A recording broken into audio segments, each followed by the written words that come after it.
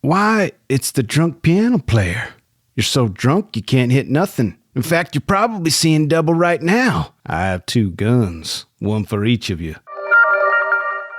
Welcome back to Should You Watch This with the Popcorn Priest, home of the Golden Bucket, a weekly podcast where movie enthusiasts, current and ex-movie theater projectionists, new and old friends, take the time to talk about a movie that we just watched and answer that very question, should or shouldn't you watch this? Every town has a story. Tombstone has a legend.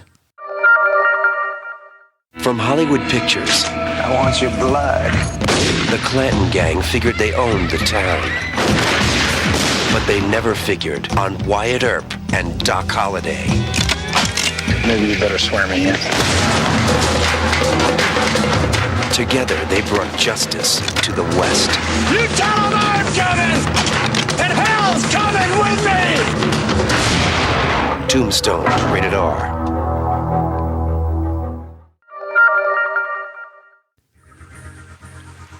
I'd like to extend a welcome back to my reoccurring guest, Mr. Doc Sacklunch, to the show. Yeah. I mean, we just talked, leading into this, and this is as excited as I have been for a pod.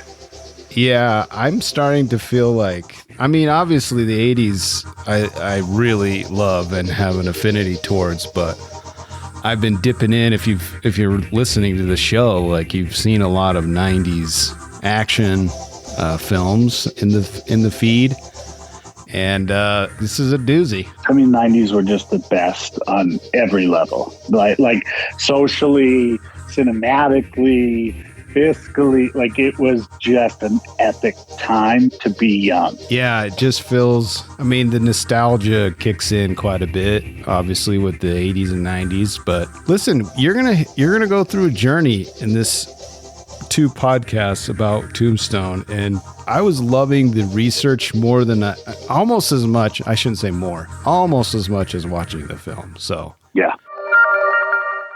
the description for this one: a successful lawman's plans to retire anonymously in Tombstone, Arizona, are disrupted by the kind of outlaws he was famous for eliminating. Directed by George P. Cosmatos. I was saying it wrong in previous pods. Cosmatos. I thought it was Cosmatos. It's Cosmatos.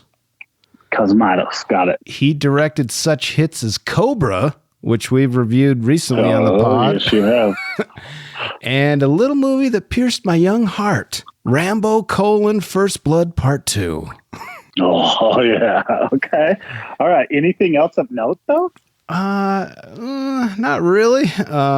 Let's see. The biggest ones are Tombstone, Cobra, and Rambo: First Blood Part 2. I mean, that's really it before he passed. Wow. Okay. So, pretty great. He also sired a son that made the movie Mandy with Nicolas Cage. What an acid trip that film was. Holy moly. I've never done acid, but if I had, that's what I think the feeling would be. It's intense. It's a wild, let me just tell you. movie. Yeah. So his son was on the sets of Rambo and Cobra. You can tell it kind of affected him because he directed a pretty violent film. Okay. Top billed stars for this one: Kurt Russell, Val Kilmer, Sam Elliott. Also featuring Bill Paxton, Michael Biehn, Thomas Hayden Church, Billy Bob Thornton, Frank Stallone, and a little-known actor called Charlton Heston. It's stacked, dude. And I probably missed like 8 people that are probably, those people that you kind of know. Oh, Jason Priestley. I forgot him. Yeah. So, yeah, it's Stacked. Not just stacked. Like, this is a dream team, I would say. There's no question. And it was fun to, even though they were lesser roles, to see big time stars, early in their careers. Yeah. And I failed to mention Powers Booth. What an amazing villain that guy was, dude. Every time he's on screen, I just feel this greasy, grimy, weaselly dude, but just really confident. It's pretty great villain. Yeah. Runtime of 2 hours and 10 minutes. Rated R. Genre on Rotten Tomatoes says Western/action. I love that. Yeah, nailed it. Here we go with IMDb. Costume drama. Oh, God.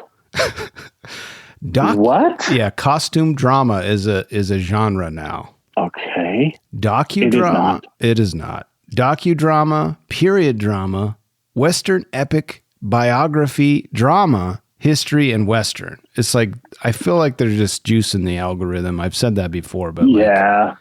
Give me a break. Yeah, they're just hashtagging it up. That's ridiculous. Like that's I mean, come on, that's second rate, dude. Yeah. And IMDb is like the biggest of its kind, right? I guess Rotten Tomatoes probably equal, but you don't hear Rotten Tomatoes doing that garbage. Yeah. Rotten Tomatoes is actually kind of bubbling to the top, even though I do visit IMDb like many times a day. So, I mean, I still like their site, but yeah, their genres need a little cleaning up. Yeah, they do. Speaking of them, IMDb gives us a 7.8 out of 10, which is very high. For IMDb, for sure. Correct. From 184,000 reviews, Rotten Tomatoes gives us a 76% from 51 critic ratings and 93% from 100,000 plus audience ratings. Yeah, I'll never trust a critic rating.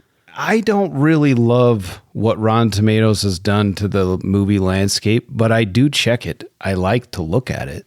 In what capacity? Well, I just feel like it's not that great because you're pulling from so many critics. Like, for example, my rating is a 5-scale rating. Other people's scales is a 4-star rating. Some people do a 10-star rating. So it's not like someone might give something a 6 stars. Is that a fresh rating? I guess anything over 5. Like, how do you? They're taking the percentages, right? Correct. So if somebody's taking a 3 out of 5, it's equivalent to 6 out of 10, and it's a 60% rating. Yeah, but it's like what equals fresh, like. Yeah, it's not. there. I feel like there needs to be a little bit more nuance there, so that like, okay, this is fresh, but not that fresh. Like and there's gaming the system. There's probably a lot of bots in there, way more now with AI infused into everything. So it's not a great representation, but I do like checking it out. Okay. Where to watch this right now? Not streaming anywhere. You'll have to rent it or buy it. Like, it's insane. Yeah, I did the normal Apple TV. Yeah, which is great. To be honest, like, I got it on Amazon, and it was the same price to buy it as it was to rent it. You ready to start with reviews, man? There's no way there was ample options of negative reviews, but I'm ready. I'm ready. Popcorn reviews the reviews. Yeah, well, that's just like your opinion, man. All right. What do you want? Let's start with high reviews. Okay, I like that. We'll go all 10s and then all 1s? Or do you want the whiplash? No. Let's go. We've done whiplash on almost every pod since we started the whiplash. Let's go all good, and then the reach that you had to do to find the negative reviews. All right. And because of you, I'm starting to pull numbers here. So we've got 12 1-stars, and out of 2,561 total ratings, and then 692 were 10 stars. Way higher. Way higher. Yeah. Yes. Not a ton to pull from for the low reviews, and you'll see why. Okay. All right. First 10 out of 10.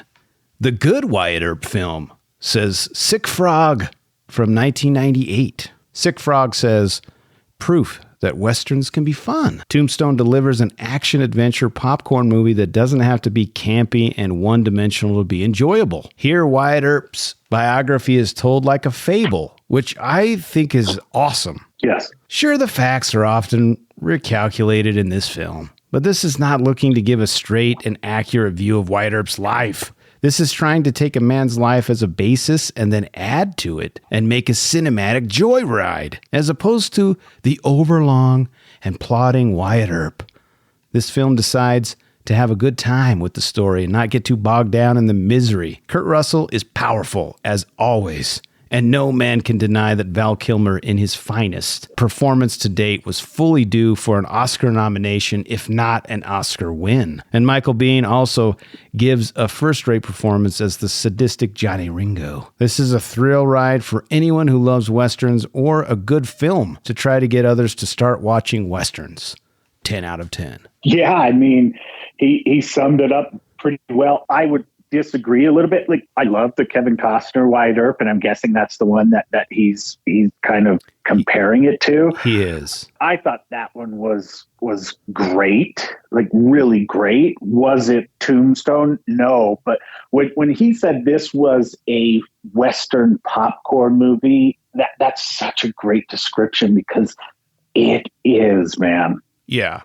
Yeah, and I also don't mind the Kevin Costner Wyatt Earp, but to me, that's something that I look at and I'm like, okay, do I have over 2.5 hours to watch, almost 3 hours to watch this? Sure. Also, I've got to be in some kind of mood in order to enjoy a long plodding film.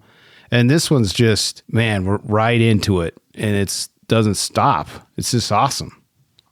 Yeah. It's just fun. Good review. Yeah, good review. Solid. All right. Our next 10 out of 10 comes to us from Wyatt. Interesting. Okay. Wyatt says, great historically accurate movie. He's got a ponytail for sure. I mean, there's a lot actually in this film that's fairly accurate, but there's a lot that is very not accurate. So, right.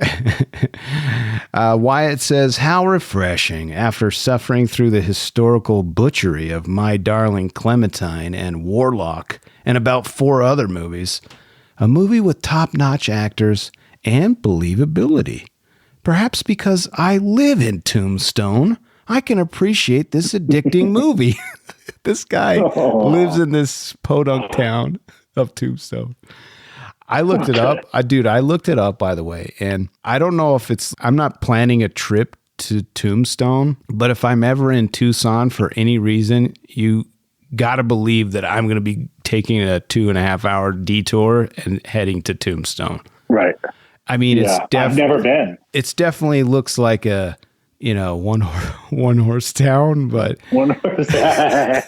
but it seems like you could spend a good day, like a fun day going to the museums and walking the streets, and the actual places some of the places are still there. Wyatt Earp's house is there, you can see. And so it would be a fun day trip, I agree. Anyway, Wyatt goes on to say, and Wyatt, maybe he's a long lost relative. Could be. Who knows? Sure he is. The exchange between Sarah Marcus and Wyatt Earp right over the hill outside Tombstone is magic, he says.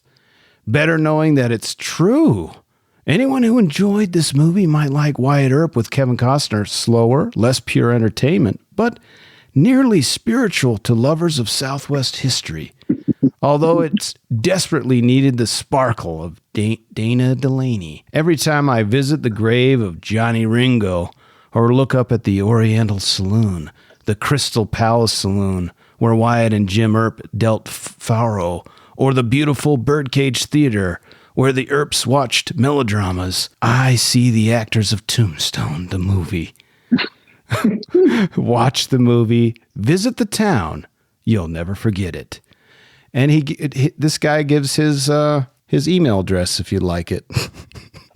Are you kidding me? I mean, don't push that out, but yeah, he puts his look. His email address. This guy's been waiting for something cool in his life, and he attached the movie Tombstone to living in Tombstone. It's a stretch, but good for him. Everybody needs a hype man like this. Yeah, I bet Wyatt walks around Tombstone in full Western regalia. Yes, I would imagine so. He's probably a method actor during certain times of the year. He's probably one of those guys that does the reenactments when you're at Tombstone. Exactly. Yeah. And for sure, he has a handlebar mustache. Yes, he does. Hey, I got nothing but love for W. Yeah. All right, our last 10 out of 10. I'm kind of sad. This comes to us from Wild Mustang Girl, spelled Gurl. Okay. She gave this review in 2005. She says, I love the movie Tombstone. I thought that Val Kilmer was hot. Okay, I got to read this as a lady because it's really funny. And I actually... Yes, please. All right, here we go. I thought that Val Kilmer was hot in that movie. He was great. I like Doc Saxon in the movie as well. Kurt Russell was also great. I love that movie. That movie was the best. I want to watch it every day. That graphics they put in that were awesome. The other actors were great. I love Doc Holliday in that movie. He's so wise and funny. Sucks that he dies. Spoiler alert. Kurt Russell is an amazing actor. I thought he was excellent. My dad likes that movie also. He thinks it's great. I want to see the other movies with Wyatt Earp and Doc Holliday. What also sucks is the Morgan Earp dies when he is very young. If wasn't killed, he could have started a family and had also kids. 10 out of 10. Oh, like the way you read it, I just picture this 14-year-old with braces, a ponytail, and you know, both of us have daughters, so you know what, I'm just gonna go good for you. Yeah. I wouldn't say that Doc Holliday was exactly the most handsome fella in the world in this particular one, but hey, a 10 out of 10. You and I both agree with that part of it, and you know the cast that she referenced all were amazing. So this girl is spot on. Yeah, I'm not sure if I would want my 12, 13-year-old daughter watching Tombstone, but probably not. But hey, maybe she also lives in Tombstone. Maybe she's Wyatt's daughter. Could be. Right. Or sister. Could be sister. Or sister. Yeah, could be. Yeah. Okay. She didn't give her email address though, but smart. Yeah, smart. I don't mind it. Or her Instagram handle or something. I don't know. Right. All right. We're going to go through the slog of the 1 out of 10s. Our first one comes to us from Mr. Vaj. I mean, fitting. V-A-J, Vaj. Yes, Vaj. Simplistic and rushed. Word has it that several years ago, a big-time Hollywood actor and a major studio expressed an interest in making an epic film over Wyatt Earp. Well, a rival studio got wind of this and decided they would beat them to the punch. So they rushed out a silly and moronic version of the events that led up to the events of the OK Corral. Well, Tombstone is that inferior movie. I'm sorry. I like Kurt Russell, but he had little to work with here. Oh, sure, the 7th graders will tell you that Tombstone is the better film, but only because it was written at their level. For my money, the Costner version is much better and more intelligent. And you know what? I like Kurt Russell more than Kevin Costner. So there, 1 out of 10. Oh, man. I bet this dude's wife hates him. Hates him. He tucks everything in. I guarantee it. That was really fun. And that's really a theme that came up in my, not only in the reviews, but the research was the rival Wyatt Earp movies happening at the same time. So we'll hear a lot more about that as we go through. I just don't feel like there was much claim within the movie and around the movie about it being some sort of intelligentsia type of movie that is super accurate. I mean, this was a Western. It was meant to be a Western, not a biographical or time period piece. This was a Western. So I don't understand what these people want. Yeah, and I don't understand because we're not making it. It's not on the History Channel. This is not a documentary. This is a fun movie you go in the summer to watch with popcorn and soda, man. Like that's what this was. Yeah, the question with the review is, did you like the movie? The question wasn't on a scale of 1 to 10, 1 to 5, how accurate to the actual story of Wyatt Earp was this. So it's just for somebody to claim intelligentsia and then not grasp the concept is like, it's almost like he's spitting in the wind. I agree. And I hope it hits him in the face. It does, 100%, because he's a bad. Mister. Okay. Let's give him a mister on that one. All right. Our second 1 out of 10 comes to us from Megan E. Stallion. I don't know. Maybe. Oh, I'm sure this is going to be very thought-provoking, I'm sure. Nominated for 2 MTV Awards was the title of this review. Oh, that really says it all. I need to say LMAO. Really highbrow film here, folks. 1 out of 10. That was it.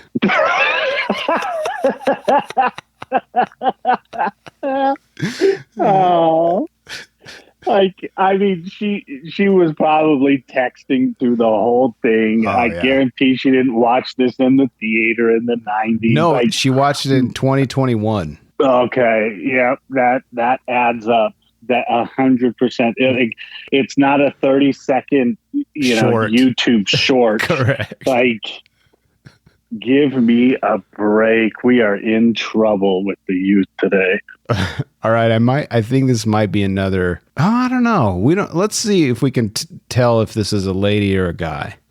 Our last 1 out of 10 comes to us from Purple Tangerine Promotions. Okay. Maybe a plug there for an event. Oh. I was going to say an event group, but yeah, maybe OnlyFans. Yeah, sure. Like, if you look at it. Okay, well, Purple Tangerine says, movie for boys, ? Apparently. They gave this in... Yeah, this is a girl for sure. Yeah, 2019. Okay. All right, here we go. I saw this one back in 93. I felt like it was a bad joke. I saw Wyatt Earp after, and what a difference. I'm a fan of literature. Okay, sure here we go. I'm a fan of literature and movies around the Earps and The Duel. My preferred one before Costner's production was My Darling Clementine. Henry Fonda did a great job. But this nonsensical Hollywood movie, which everybody, boys, love, is pathetic. A movie for boys. No character development, no context, no reason, just nonsensical action. No wonder boys love Clone Wars, and thus the feminists in charge destroy that sci-fi franchise. What? How in the world are we we're comparing Tombstone to an animated Star Wars show? What? I mean, this is clearly a green hair. Like, give me a fucking break. Could somebody be any more of a moron than this girl is? I mean, yeah. Did she leave an email? Because I want you to dox that shit. No. There's one more little tidbit here that we gotta. Sorry. And you're gonna love this. So she's comparing it to an animated Star Wars series, and then she says, "How sad." I really recommend the previous iterations on the screen of this story, its characters, and especially the historical context. Tombstone, sadly, is a waste of time. I'd better go watch Transformers instead, I guess. 1 out of 10. Wow. Oh, wow. Yeah, look, she probably, lives in San Diego in a 1-bedroom apartment. Daughter hates her. Husband's long gone. All right. All right. That was it. That's all the reviews we have. You ready for should or shouldn't you watch this? Absolutely. All right. Here's 5 reasons. Actually, I only have 4. For some reason, I missed one. How is that possible? That's all right. We can fill it in. Yeah, you fill it in. Number 1. Seems like a no-brainer, but if you like fun Westerns, this is for you. I put fun because sometimes Westerns can get, like, especially the ones from like, well, the 50s and 60s have a different kind of feel. And then the ones in the 70s start changing that up again, the spaghetti Westerns. And then, and then they kind of disappeared in the 80s. And then they kind of came back a little bit. And I think this is a fun Western. I would agree. And I would say if you want to see the more fun version of the story of Wyatt Earp, then this is for you. For sure. And I'm not saying don't watch the Kevin Costner version because it's good. Right. But this I is think more it's fun. great. Yeah. Agreed. Number 3, if you want to see an unbelievably stacked cast, this is for you. Definitely for you. I mean, we referenced it in the opening like that. That's so true. Yeah. And then I forgot a 4th, so here's my 5th. Finally, Val Kilmer. A travesty that he didn't win Best Supporting Actor. R.I.P. Yeah, and we're on this because of another Val Kilmer movie, the Saint that we did. Correct. The reason why we're here is because of Val and because of The Saint. Let me just add to this list. So if you like popcorn movies with that awesome score during action scenes, the scores in this were awesome. It's such a throwback, man, and I loved it.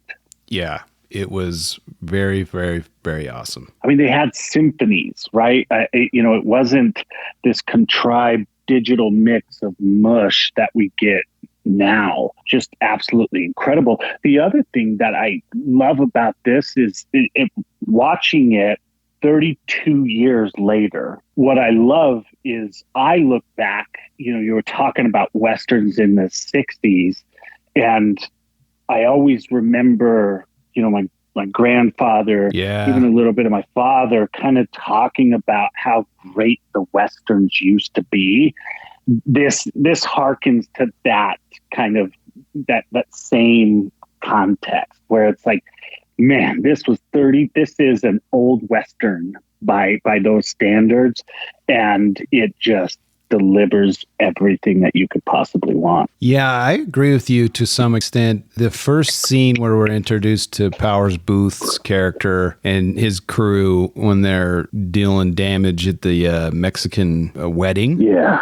It felt a lot like a 70s Clint Eastwood. That would be a scene in one of his films. But then it kind of changes tone a little bit, and then it makes it becomes its own film. But that first scene kind of was a nod to the past, I think. Well, I would agree with that, and a good nod. I mean, it really kind of set the tone. I think they needed to do something very dramatic to make sure, because like, I think you would agree, if you were living in the Old West, like, it's tough to say who's right or wrong because people were so quick to pull a gun. Oh, yeah. Yeah, that's how you figured out arguments, is let's kill each other. Right. I mean, it was actually a decorum of sorts where you pace it off and you square off. Yeah, it's probably comes directly from the duels in England, It absolutely does. I'm going to add one more to your list. Excellent. If you want to walk away from a movie feeling more like a man with higher levels of testosterone, then this is for you. I mean, talking about open hands, smacking bitches, like, and I mean bitches, men bitches. Men, like, it is so awesome. Dude, when... this is a man's movie. When he slaps Billy Bob Thornton. Billy Bob. Oh, man. It's very awesome.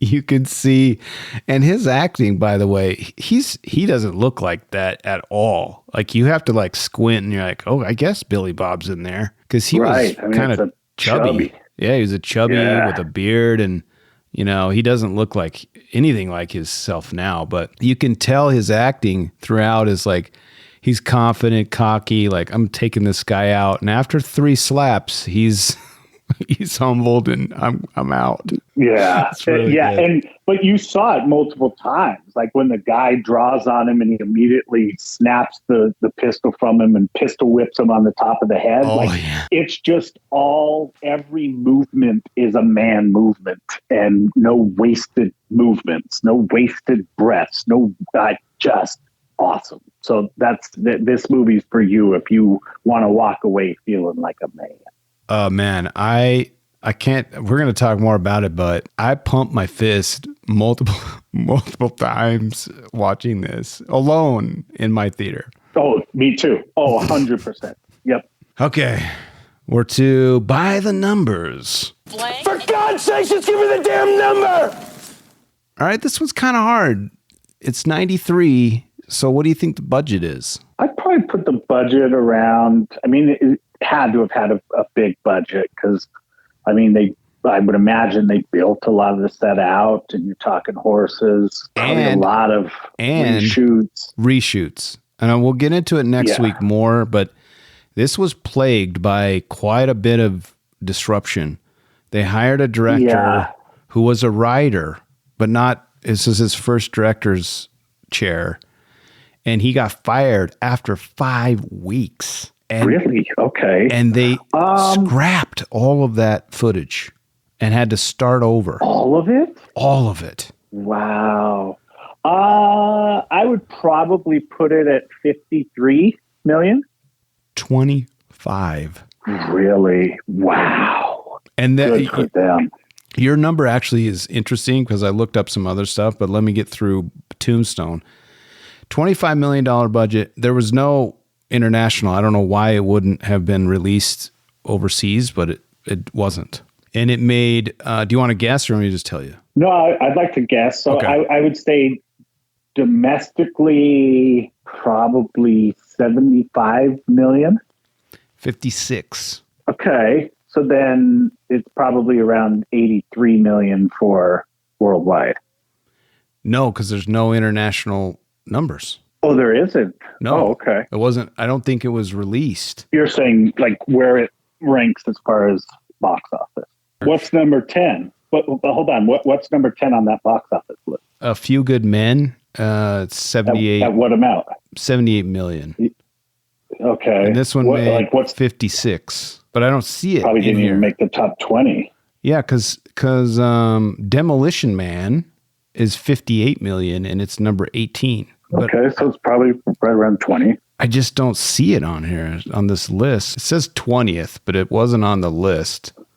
21st highest grossing movie in 1993. Yeah. So yeah, we're right. Makes sense. Yeah. Okay. So here's some interesting information too. Adjusted for inflation, this would have made $155 million. Oh, really? What would it have cost? I guess probably so 3 times, so $75 million. Yeah, kind of where you were at, like 50 to 60, maybe even 70 million. Yeah, surprising. Okay. But here's another interesting thing: $29 million in DVD sales. Wow. I understand it. I own it. That's more than half of its box office. I mean, that's where movies, we don't have that metric anymore. Right. People just don't do that anymore. And that's why we're getting just superhero movies and sequels in the theaters. That's just what we have. So I wanted to compare this with Kevin's movie. What do you think his budget was? Oh, his budget was probably massive because this wasn't too long after Dances with Wolves. And so he was probably given a ton of money to play with. So I'd probably say his was in the 70 million range. 63 million. Yeah. And it only made 25, dude. It was a bomb. Okay. It was a bomb. Complete. Yeah. So anyway, that was the main numbers I have. Not a ton of numbers. I have front-loaded back-loaded all of our trivia for next week, but I did find this. Do you have kill count? No, let me look that up. Wait, since you haven't looked it up, hold on a second. Okay. You don't get to do this very often. What's your guess? That's a really good. Okay, so we're talking body count for Tombstone, and I haven't looked it up. I want to say 15, 17 is what I would say. It's like 57. Oh my gosh, it is 57. It's 57. On the dot? On the dot. Yeah. Oh, it's been a while. What? 57? Okay.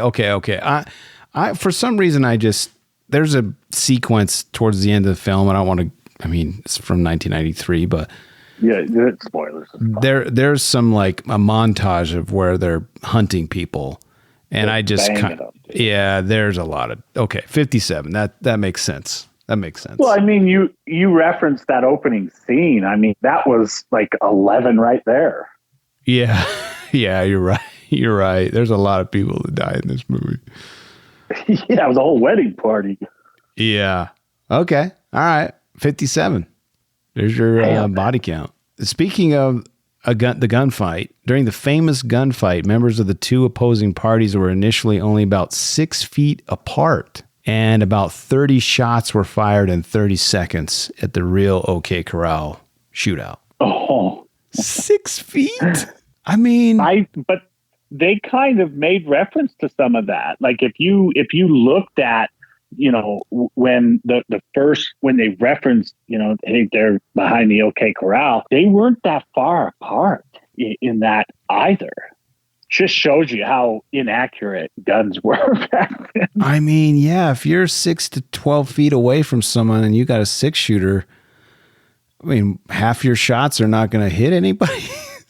Crazy. That's crazy. That's crazy. And they weren't killed. Just like in the movie, none of them were killed. They got shot, but they all lived, at least for that part of the shootout. I don't have any more numbers, dude. That's all I got, because like I said, I've got a ton of trivia for next week. No, that's good. All right. At this point, there may be spoilers up ahead, so go watch this and then come back next week and join us for our breakdown of I Haven't Even Begun to Defile Myself from 1993. I am on the social medias. I dare you to message the great Popcorn Priest at Popcorn Priest. I love movies and would love it if you'd share the love. Share this with the movie lover in your life for the cost of a cup of coffee. Well, maybe not. Coffee's kind of expensive now. Yeah. But for the cost of like half of a cup of coffee, you can help support the Popcorn Priest by visiting patreon.com/Popcorn Priest for details. Lastly, the easiest way to support the show and the most free is like and subscribe and give us a 5-star review. Easier than making an epic Western. As always, thanks for listening, and thanks to my special guest, the honorary sheriff of this pod, Sacklunch. Cannot wait to finish this up next week. Oh, me too, dude. Join us next week for part 2 of the Wyatt Earp movie before the Wyatt Earp movie from 1993. We'll see you guys next week.